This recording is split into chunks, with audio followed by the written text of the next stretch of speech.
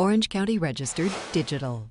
Hello and welcome to the first OCVarsity Boys Hoops Show of the 2014-2015 season. I'm your host, Jonathan Khamis, being joined by Steve Fryer inside this very loud El Toro gym, Steve. But El Toro isn't playing right now, but it's still very loud in this small, comfortable, sweaty gym, if you will, Steve. We're playing the North-South Challenge here today.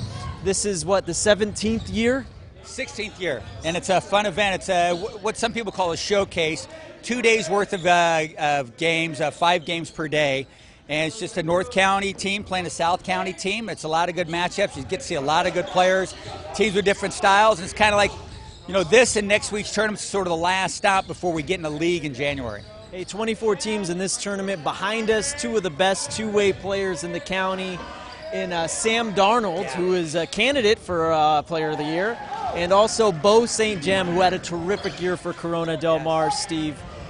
But early on, who are some breakout players that have really stepped up on the radar, Steve?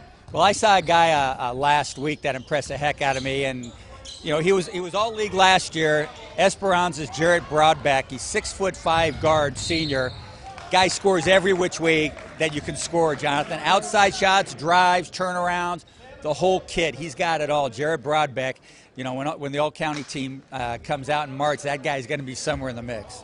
You know, I was really impressed with Tustin's TJ Shorts. I got to watch him last week out at the Bash at the Beach tournament, or whatever they call it out there at Corona Del Mar.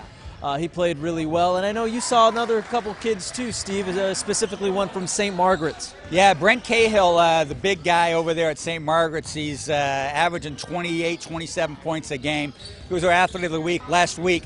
He was Academy League Player of the Year last year as a junior. He's a really good player. Yeah, another team that is stepping up is Edison, Steve. And what do you like about the Chargers so far early on this season? Well, I like what coaches like about that basketball team. See, Jonathan, it seems like every time they put the ball up, 5 guys, 5 teammates have touched that ball, worked it around. And it's not like they're slowly methodical. They're moving around fast. That's hard to defend that sort of game. They got guys that can shoot. They got Jay Carr, Bray Ivy, outstanding player. Derek Molina can shoot it.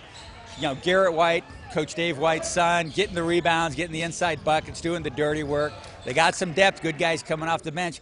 Edison, really tough to play in that Central League, as is Low South. Here's a guy to remember, too, Iyasu Worku, really good guard, fast guy at Los Alamitos. Point guard, gets a lot of rebounds, a lot of assists, and I like him. What I like about him is that he's a very fast guy, a point guard, but he's always under control. Never plays out of control, which is very impressive to see that out of a young man.